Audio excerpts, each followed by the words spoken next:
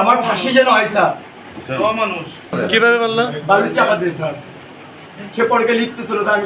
দর্শক, আমি যদি একটু দেখাই যে এই মুহূর্তে যে যে স্বামীটি তাকে মানে বালিশ চাপা দিয়ে মেরেছে, তার যে অবস্থা সেটাতে 2 বছরের একটি বাচ্চা এবং 2 মাসের একটি বাচ্চা কিন্তু রয়েছে এই মহিলাটির, যাকে মেরে ফেলা হয়েছে। আমি কথা বলেছিলাম যে কেন মারা হলো, তিনি আমাকে বলেছিলেন যে পরক্রিয়া।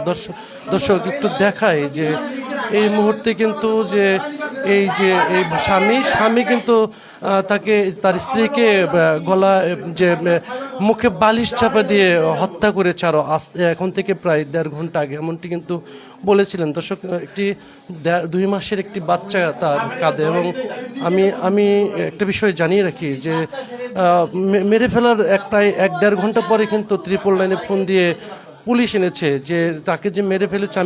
2 বছর এবং 2 মাসের যে 2টি শিশু রয়েছে, শিশুগুলো দেখেছিলাম যে তার মৃত মায়ের পাশে বসে তাকে মা মা করে ডেকেছিলেন এবং কান্না করেছিলেন, এমনটি কিন্তু আমরা দেখেছিলাম। তবে এই মর্মান্তিক ঘটনায় আমরা থানা পুলিশের সাথে কথা বলেছিলাম, তারা কিন্তু আমাদেরকে জানিয়ে